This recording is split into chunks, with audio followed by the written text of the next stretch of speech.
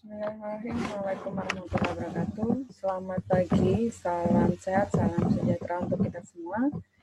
Baik, pada kesempatan kali ini bertemu lagi dengan saya, OTB Sudik dari Prodi Kesmas UM Pontianak pada mata kuliah Komunikasi Kesehatan.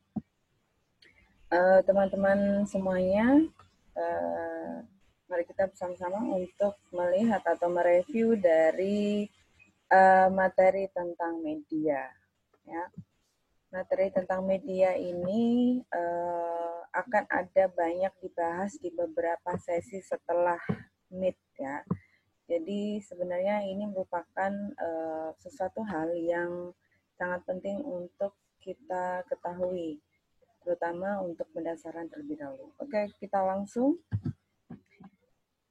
Batasan dari media itu sendiri, menurut di sini saya menyampaikan yang dikemukakan oleh Susilowati dan yang disampaikan pada Dictionary of Media and Communication. Di sini menyampaikan bahwa media itu adalah segala sesuatu yang digunakan untuk saluran mengirimkan informasi dari komunikator kepada komunikan sehingga dapat meningkatkan pengetahuan sebagai upaya untuk merubah atau menjadikan perilaku positif terhadap kesehatan. Nah, sini saya punya link untuk kita bisa mengetahui sebagai upaya untuk ya biar nggak bosan ya teman-teman. Kita coba klik di sini.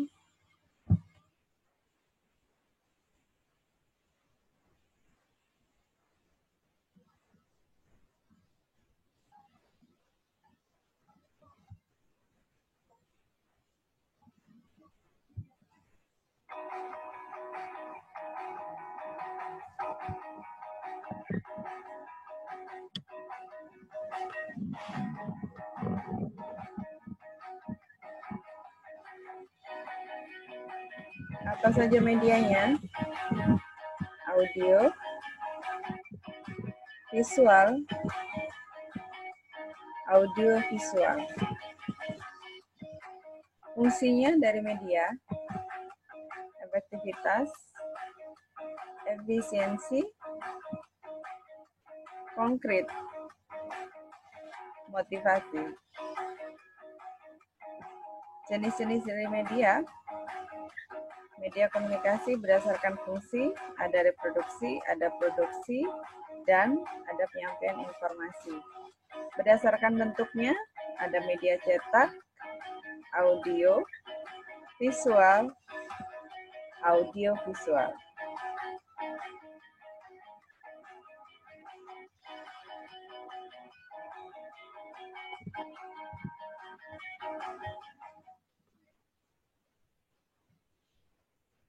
Oke. Tadi sudah disebutkan ya, ada jenis-jenis media. Kalau kita melihat dari fungsi dan bentuknya mungkin ada beberapa yang sedikit berbeda. Nah, kalau kita melihat dari bentuknya ada media visual, ada audio, dan audio visual. Visual itu hanya yang kita bisa melihat saja, visual. Ya, kita lihat tanpa ada audio, tanpa ada mendengar. Di sini ada langsung contohnya. Dalam video tadi dia membedakan lebih ke kalau berdasarkan bentuknya ada cetak ya. Nah di sini visual ini jadi satu dalam cetak ini. Ya. Kita bisa melihat dari contoh-contoh ini untuk bisa mempermudah. Kemudian ada audio, di sini juga ada contoh-contohnya. Seperti yang saya lakukan saat ini dengan teman-teman dengan kuliah daring ini, saya mencoba untuk menggunakan tidak hanya audio saja, tapi saya memberikan visualisasi dari apa yang saya sampaikan. Ya, kalau misalkan saya tidak memberikan gambar, berarti bisa jadi yang saya sampaikan ini adalah audio. Tapi saya menyampaikan dan semua dosen yang menyampaikan pada kuliah daring menggunakan media audio visual. Ya, internet termasuk dalam bentuk media audiovisual, tetapi lebih lengkap dan menyatukan semua jenis format media disebut multimedia, karena berbagai format ada di dalam internet. Media visual itu sendiri seperti apa? Media menyampaikan informasi dalam bentuk gambar. Ya, kalau visual saja itu gambar, tulisan, ya, tidak terdapat suara, simbol, ya. Jenisnya ada berbagai macam, ada buku, ada modul, ada poster, ada gambar, ada grafik, dan lain-lain yang tanpa menggunakan audio, visual saja, ya. Audionya nggak ada, bunyinya nggak ada. Fungsinya apa? Tentunya tetap semuanya sama, menyampaikan pesan, mau audio, mau visual, mau audio visual. Dia tetap menyampaikan pesan, menarik perhatian. Yang paling penting sebenarnya item 3-4. Jadi dia memperjelas sajian ide. Kadang ketika kita ada ya beberapa orang tipe yang ketika dia menyampaikan dengan teks itu kurang jelas sehingga dia memerlukan audio. Atau bahkan sebaliknya, ketika seperti ini kuliah daring yang ini biasa kita lakukan seperti mata kuliah yang membutuhkan perhitungan itu akan sulit sekali ketika tidak ada media visualnya, tidak ada semacam pencatatan yang harus dilihat langsung gitu. Jadi ini fungsinya untuk memperjelas sajian ide, untuk memperjelas. Tanpa adanya teks, tanpa adanya tulisan, secara verbal itu akan sulit sekali. Nah, ini membantu untuk memperjelas sajian ide. Yang keempat, menggambarkan fakta yang mungkin akan cepat lupa, sehingga perlu visualisasi. Orang kadang mendengarkan radio tanpa ada visual, itu kadang cepat lewat aja. Jadi ketika iklan, kalau iklannya tidak dikemas dengan baik, orang bakal lupa. Karena dia nggak ngerti gambarannya seperti apa, hanya imajinasi saja. Nah, sedangkan visualisasi,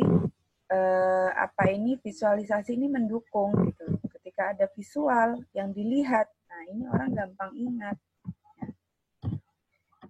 Audio, karakteristik audio adalah mengatasi keterbatasan ruang dan waktu. Seperti yang halnya saya dan kalian lakukan saat ini, ada audio, meskipun sedikit lengkap ya, ada visual juga gitu, tapi tetap ada audionya. Artinya meskipun seandainya saja saya tidak menggunakan visual dan audio saja, itu tetap akan mengatasi keterbatasan ruang dan waktu.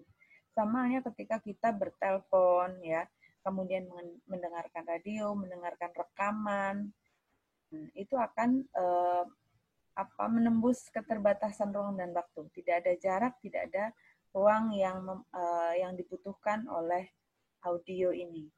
Yang penting Anda punya tools ataupun media yang mendukung media audio ini bisa diperdengarkan. Meningkatkan daya imajinasi dan merangsang partisipasi aktif pendengar. Dapat direkam dan diputar kembali, dan kemudian ini satu arah. Nah, tapi bisa dikembangkan jadi dua arah, seperti halnya yang tadi. Kalau misalkan ini hanya media betul-betul yang digunakan dalam pembelajaran, memang agak ini ya, kalau misalkan hanya rekaman saja itu pasti satu arah. Tapi ketika kita buka misalkan seperti kelas online yang live atau yang yang real time gitu, itu pasti akan ada dua arah karena harapannya betul-betul ada feedback dari pendengar atau audiens ya, yaitu semua yang menjadi peserta kelas. Nah, seperti itu. Jadi sebenarnya memang sifatnya ketika ini menjadi satu rekaman yang hanya bisa diperdengarkan saja, ini sifatnya satu arah. Media audiovisual. Nah, kita coba klik di sini.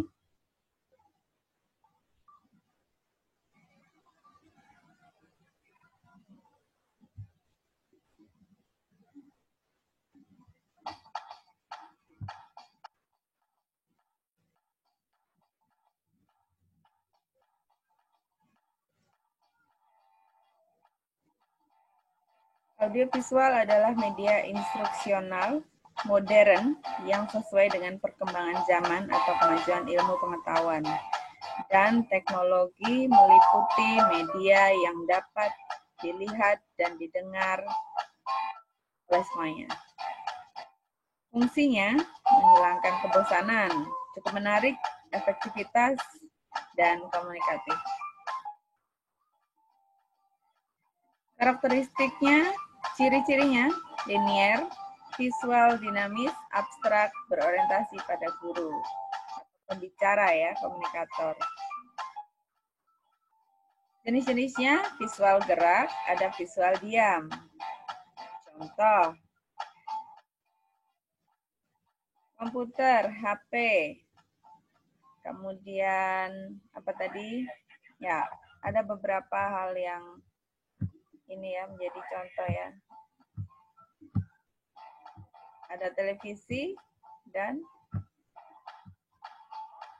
tab. Ya.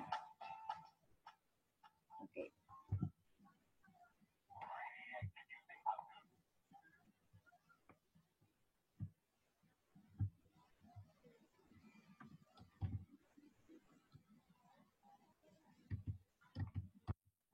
Ini adalah tujuan penggunaan media. Yang paling utama adalah promosi, dan ini tugas kita pada saat kita sudah menjadi tenaga kesehatan nanti. Media-media yang akan kita gunakan itu akan menjadi alat untuk meningkatkan kita dalam memasarkan program-program kesehatan. Kita harus mampu untuk memilih nanti pada pertemuan berikutnya strategi pemilihan media. Kita akan menyesuaikan media-media mana yang cocok dengan karakteristik masyarakat atau sasaran atau audiens kita.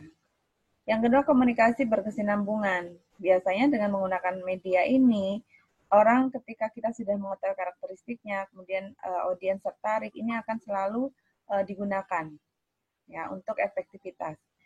Tingkatkan kepercayaan publik, meningkatkan kepercayaan semua orang ya, karena ditayangkan, bukan hanya sekedar disampaikan, tapi ditayangkan, divisualkan